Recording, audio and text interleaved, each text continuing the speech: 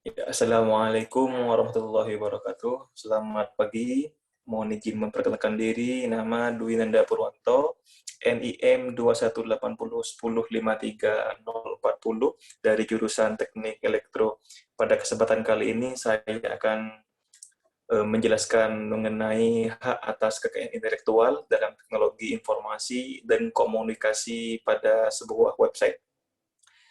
Tujuan utama untuk presentasi kali ini adalah untuk memenuhi persyaratan penilaian ujian akhir semester mata kuliah etika profesi. Pertama, kita akan mempelajari beberapa hal yang akan kita bahas, yaitu yang nomor satu adalah hak atas kekayaan intelektual pada sebuah website. Yang kedua adalah elemen-elemen apa saja yang dilindungi hak cipta. Yang ketiga adalah prosedur pendaftaran hak cipta pada website. Dan pokok pembahasan yang terakhir adalah yang keempat, yakni pesan hak cipta dan ketentuan penulisan. Ya, kita akan masuk pada pendahuluan terlebih dahulu. Saat ini, di mana teknologi yang terus berkembang pesat dan maju, serta didorong oleh berbagai inovasi dan perkembangannya, lahirlah teknologi informasi yang produknya adalah rekayasa perangkat lunak, kecerdasan buatan, komputer, serta internet. Nah, hal tersebut memberikan dampak yang signifikan terhadap sistem informasi dan kehidupan masyarakat. Sama seperti halnya muncul banyak sekali situs website ya yang menjadi objek nyata dan dapat menjadi sumber keuntungan. Nah, namun banyak juga kasus pelanggaran hak cipta dari website yang ada. Nah, oleh karena itu penting untuk melindungi hak kekayaan intelektual situs website sehingga memiliki perlindungan hukum ketika ditemukan sebuah pelanggaran kekayaan intelektual. Dalam tanda kutip adalah website dalam artian yang menghasilkan atau sebagai sumber keuangan. Jadinya sangat penting sekali untuk melindungi hak kekayaan atau hak cipta pada sebuah website agar nanti tidak mudah diklaim oleh orang lain.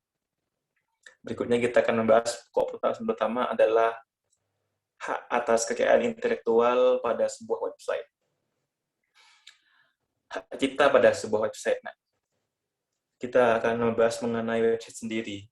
Situs website adalah halaman website yang berisi informasi subjek yang relevan, yang dapat terdiri dari teks, foto, gambar, dan bahan lainnya seperti musik, video, basis data, dan perangkat lunak.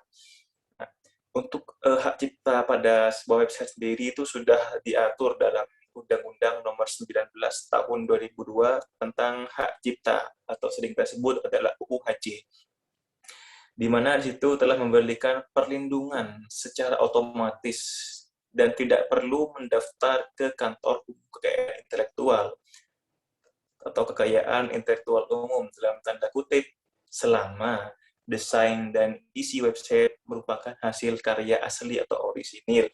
Jadi untuk website sebenarnya dalam tanda kutip jika websitenya hanya sekedar mengenai informasi saja cukup atau tidak perlu mendaftarkan ke kantor hak mengenai kekayaan intelektual. Namun jika website tersebut adalah mengandung dalam kutip sebuah keuntungan atau sebuah profit atau jadinya kita harus melindungi agar nanti tidak mudah diklaim oleh orang lain ya. Nah, di Undang-Undang Nomor 19 Tahun 2002 itu sudah dijelaskan lengkap ya mengenai perlindungan hak kekayaan intelektual pada sebuah website. Nah, di undang-undang ini juga itu ada 15 bab dan 78 pasal yang menjelaskan tentang perlindungan hak kekayaan intelektual website. Salah satunya adalah yang berbunyi pasal 56 ayat 1, yakni pemegang hak cipta berhak mengajukan gugatan ganti rugi kepada pengadilan niaga atas pelanggaran hak ciptanya dan meminta penyitaan terhadap benda yang diumumkan atau hasil perbanyakan ciptaan itu. Jadi ketika kita telah mendaftar hak kekayaan kita atau hak sebuah website kita, semisal ada orang lain mengklaim, nah kita dapat mengajukan gugatan atau menuntutnya. Nah, dan jadinya hasil dari pencurian tersebut yang tanda kutip keuntungan dapat kembali lagi kepada sang pemilik hak cipta.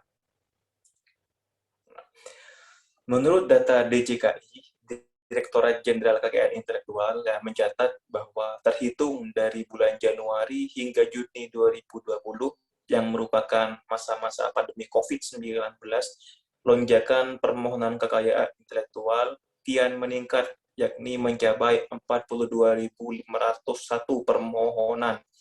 Ini pertanda bahwa masyarakat saat ini sadar akan hukum dan telah mengetahui tentang pentingnya sebuah karya memiliki hak kekayaan intelektual. Nah, jadi dalam kasus ini masyarakat kita, dalam tanda kutip masyarakat Indonesia, telah sadar akan hukum. Nah, apalagi saat ini kan pandemi COVID, jadinya semua pemberitahuan baik di bidang informasi, pendidikan, dunia bisnis, dunia usaha, semuanya melalui online. Jadinya penting sekali ketika apa-apa yang telah bergerak pada sebuah website, dalam tanda kutip menghasilkan profit dan keuntungan, itu perlu diproteksi, ya ini dengan cara mendaftarkan hak kekayaan website tersebut, agar tidak ada mudah klaim atau mudah dicuri oleh orang lain. Nah, berikutnya kita akan masuk ke pembahasan nomor 2, yakni elemen-elemen apa saja sih yang dilindungi hak ciptanya pada website. Nah, menurut Sophie Nurfadillah dalam jurnalnya, ia menjelaskan bahwa sebuah website mengandung banyak hak kekayaan intelektual, antara lain unsur-unsur berikut. Nah, yang pertama itu ini yang dilindungi adalah elemen-elemen yang dilindungi ada desain website. Nah, desain sendiri ini memang banyak modelnya, namun dalam tanda kutip, jika sudah memiliki brand besar atau nama seperti misalkan desain web Grab atau Gojek dan lain sebagainya, nah itu desainnya kan karena simple dan lain sebagainya, jadi banyak orang tertarik untuk menduplikatnya. Jadi inilah gunanya mengapa kita harus mendaftarkan sebuah website untuk mempertahankan originalitasnya. Berikut yang kedua adalah konten website, yang ketiga adalah nama domain, dan yang keempat adalah fitur-fitur dengan teknologi website. Jadinya segala hal pada yang ada dalam website, seperti misalkan ada kemudahan atau ada fitur bisa belanja online atau fitur chat secara otomatis. Nah, itu kan adalah sebuah inovasi juga dari sebuah pencipta atau pemilik hak kekayaan. Jadi perlu diproteksi agar tidak mudah klaim.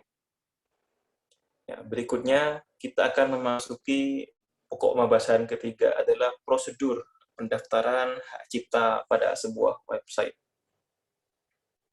Nah, walau sebuah website telah dilindungi secara otomatis, namun di Indonesia atau negara-negara yang memiliki kantor HKI atau lembaga yang menaungi secara khusus mengenai perlindungan hak cipta, pendaftaran akan menguntungkan pemilik hak cipta, terutama dalam perlindungan hak jika terjadi perselisihan atau pembajakan.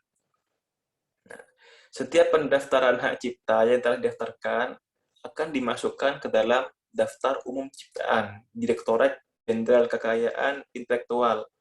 Ini tertuang pada UU-HC pasal 37 ayat 1.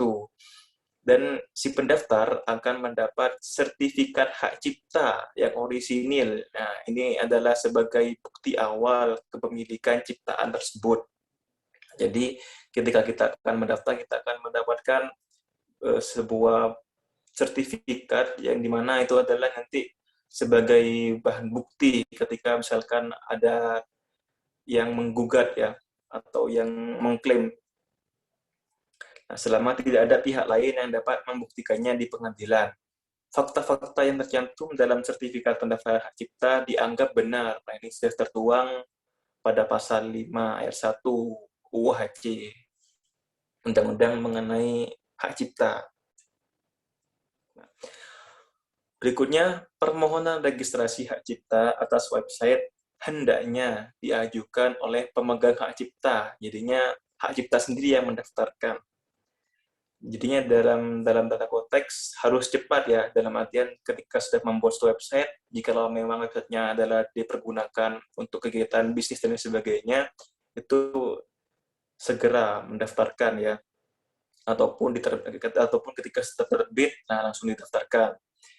Berapa lama masa proteksinya? Nah, masa proteksi hak cipta website itu berlaku sepanjang 50 tahun semenjak awal kali diterbitkan.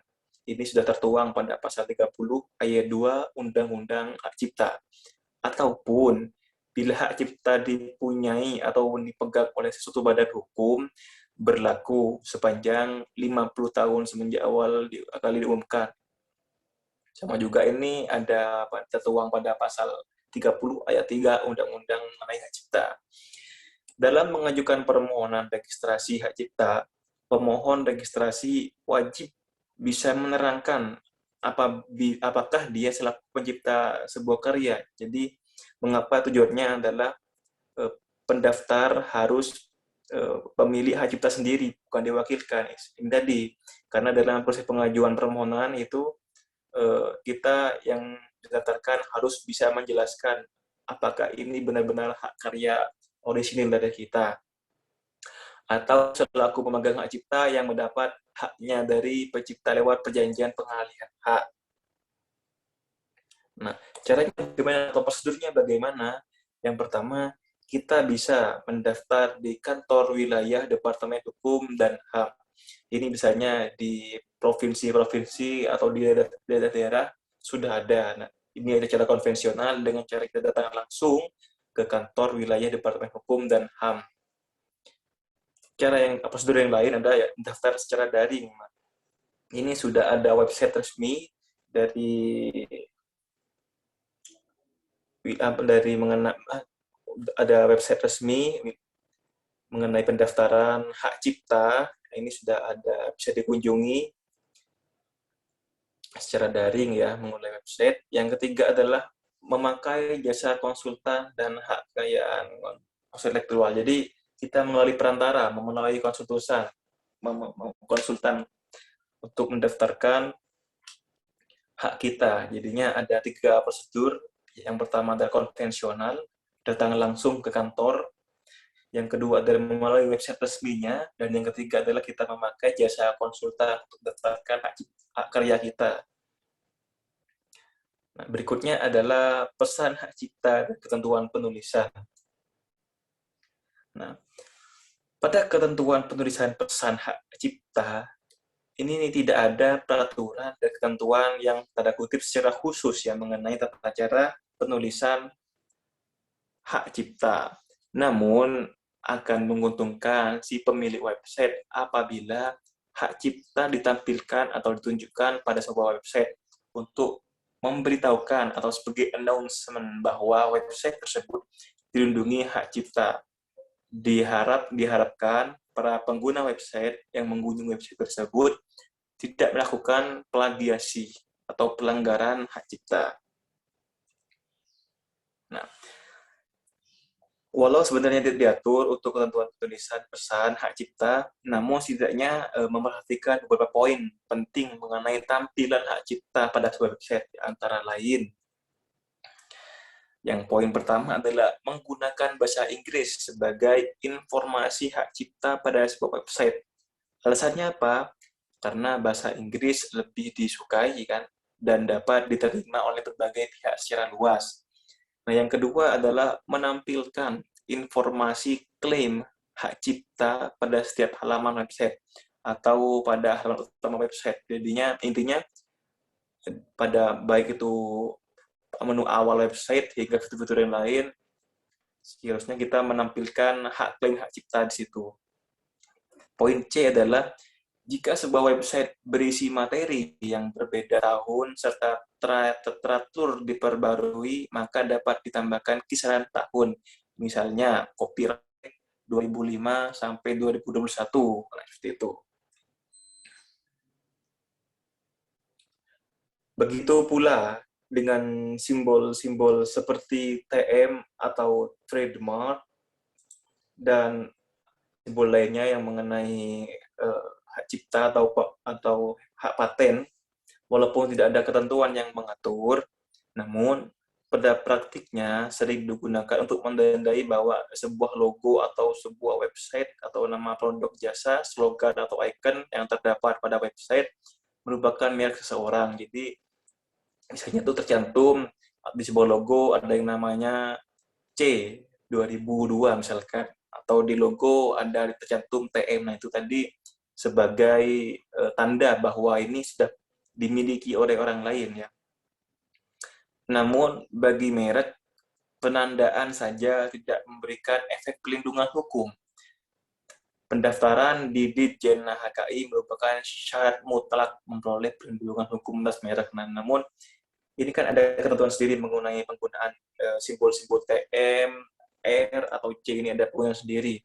Namun jika tidak didaftarkan itu dalam artian masih bisa diklaim. Namun untuk lebih menjadi syarat mutlaknya benar-benar hak paten, jadinya kita harus mendaftarkan ke Ditjen HKI agar mendapat sertifikat tadi sebagai bukti bahwa ini adalah karya orisinil dari sang pemilik hak cipta. Untuk memperjelas tampilan informasi klaim hak cipta pada poin B di atas, nah, gunakan contoh format di bawah ini. Ini adalah mempertegas dari poin B tadi. Misalkan formatnya adalah C, tanda C atau copyright, tahun ketika ciptaan dipublikasikan pertama kali, kemudian diikut tengah dengan nama pemilik hak cipta, atau hak cipta dilindungi undang-undang. Nama pemilik hak cipta dan copyright atau cipta atau tanda copyright tahun ketika ciptaan dipublikasikan pertama kali. Nah, itu adalah format untuk mempertegas poin B. Nah, berikutnya kita akan masuki kesimpulan. Ya, kesimpulannya adalah mendaftarkan hak cipta dan mendapatkan hak atas kekayaan intelektual pada suatu website sangatlah penting. Dalam kutip, jika websitenya adalah sebagai kegiatan yang menguntungkan dan menghasilkan profit ya, sangat penting untuk mendapatkan perlindungan hukum apabila terjadi pelanggaran atas website yang kita miliki oleh orang lain. Dengan begitu, pelanggar bisa dikenai sanksi berdasarkan undang-undang yang berlaku. Nah, terima kasih. Itu tadi adalah sedikit penjelasan mengenai hak atas kekayaan intelektual pada sebuah website. Apabila dari saya sendiri ada salah kata, saya mohon maaf. Akhir kata, terima kasih. Wassalamualaikum warahmatullahi wabarakatuh.